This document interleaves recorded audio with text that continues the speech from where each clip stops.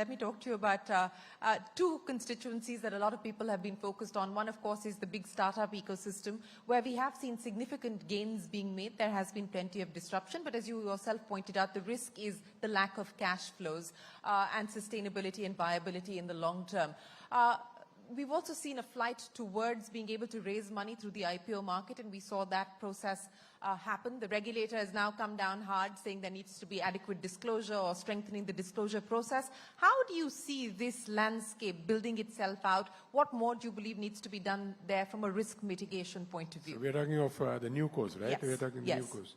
I think the basic requirement there is that there should be a cash flow. Now, I don't know whether the regulator is going to insist on that, but the investor needs to be, our investor is a very smart investor. So we have seen what has happened with the first, say, half a dozen listings.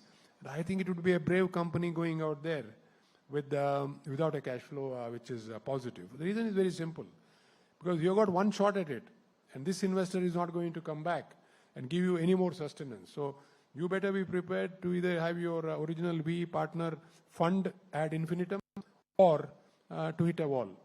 So I'm being brutally frank, but that's how it's going to be. So you better weigh, so it's like self-discipline in making sure that you are ready to hit the market, so that, and you keep running and don't then falter. So I think this lesson has been learned very well. Yes, I think a lot of people are learning or relearning that lesson as well at this point in time. One of the other aspects that you brought up, and you gave a forecast. You said you wouldn't give one, but you did eventually end up giving one, where you said that you believe the single currency hegemony is likely to be sort of disrupted over the next 12 to 18 months on the back of the fact that we are now seeing bilateral arrangements being worked out, whether it's the rupee ruble mechanism or many others. You see that this transition happening as swiftly as the next 12 to 18 months? What I mean is that it will gather momentum, and you will see the impact of that moment. The impact of the momentum is that alternative patterns will emerge, and alternative settlement mechanisms could emerge, and thereafter netting out could happen, and the surpluses will be held in a, I would say, a more distributed manner in terms of asset classes and currency classes and so on. This is natural evolution. It's natural evolution because you have two large developing economies now coming to the fore. And then you got, if you look at the entire BRICS, the entire sort of BRICS countries coming to the fore. So I think this is the natural evolution. And I don't see anything wrong. It is natural. Not many people know that BRICS also have something called the BRICS contingency measure, which is they have put in place, which if you go and look up, it is called the alternative IMF. So the BRICS countries have set up as long back as 8 years back in 2014. This was set up, well, it's almost 9 years back. The contingency reserve arrangement, which runs in a virtual mode. There are no offices, but ready to go.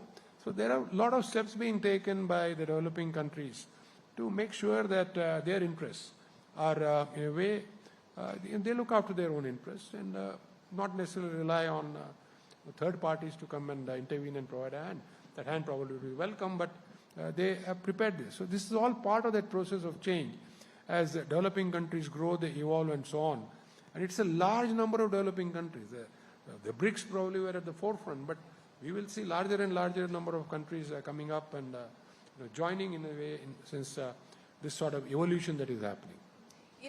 You've been the perennial India bull, Mr. Kamath, and you continue to be extremely bullish on the India growth story. If I were to ask you to list out some of the key risks that we need to be mindful of, because we are here talking about risk mitigation, what would those key risks be? I mean, the legacy risks have been the infrastructure risk, the execution risk, the inflation risk, and so on and so forth. What would you put on the table today as the key risks that we need to be mindful of? August leaders here who can answer this question better than I am, including starting with Mr. Jutshi and practitioners of risk in corporate India. But I would think what is required today is not necessarily, I'm not looking at internally. What I'm looking at is events outside our control hitting us at once.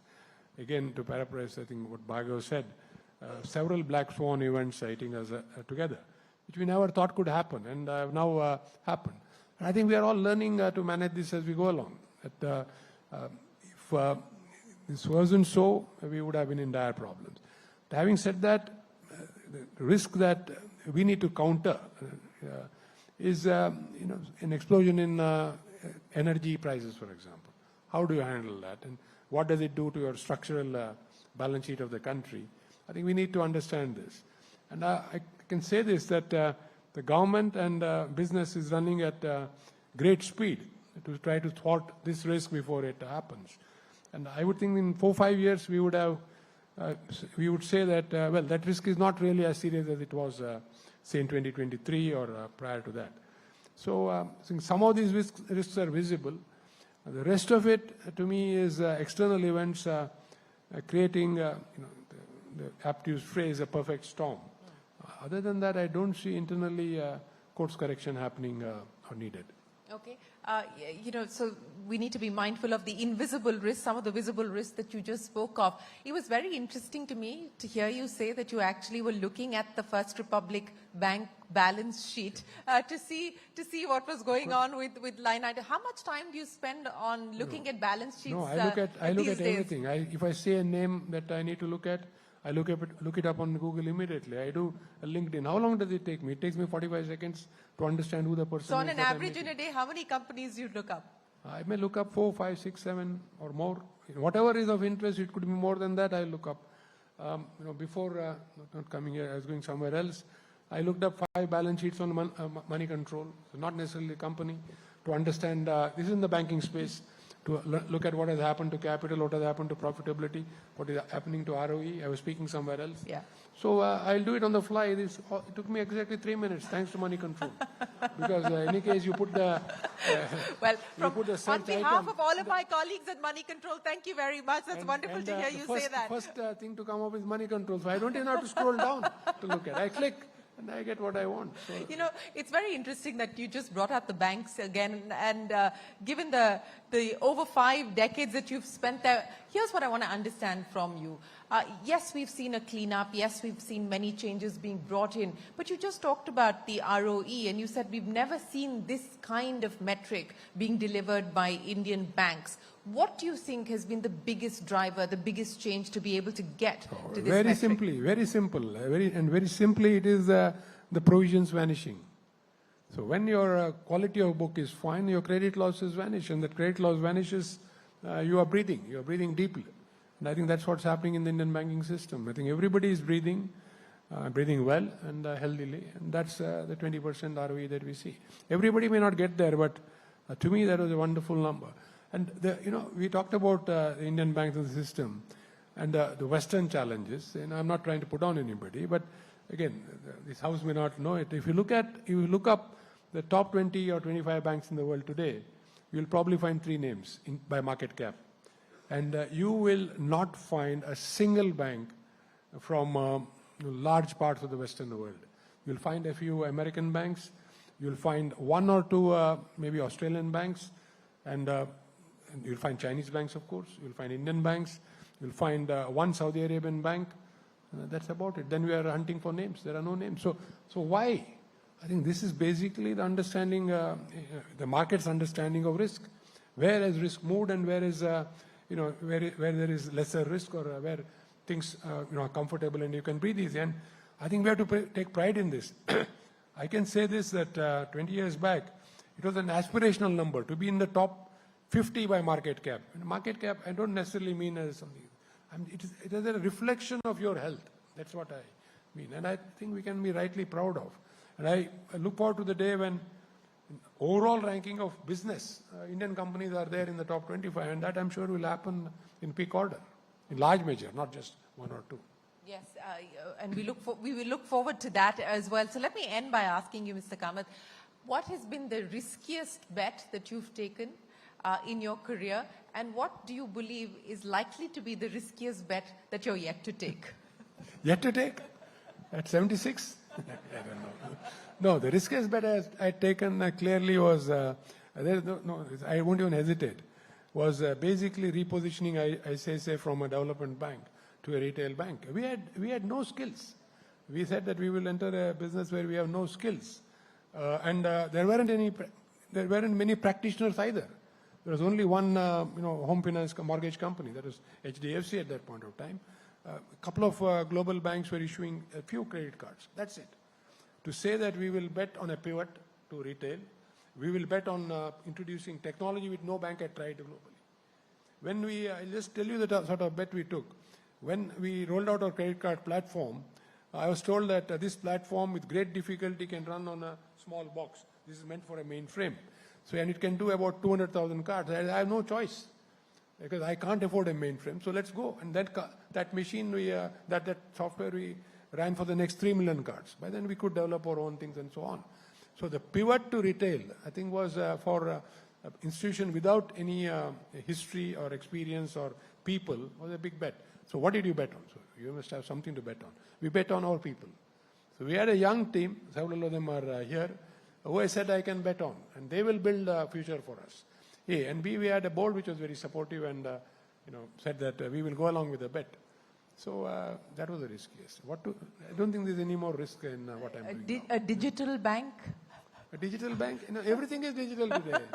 Everything is digital today. UPI is digital, and how far we are ahead of on the UPI front is unimaginable. I think people sitting here, we celebrate, but we don't understand. I'll give you a small example. I don't know whether my daughter will like this if she hears it. The last 1 year, she's come 4 times to see me because I said, I'm not traveling.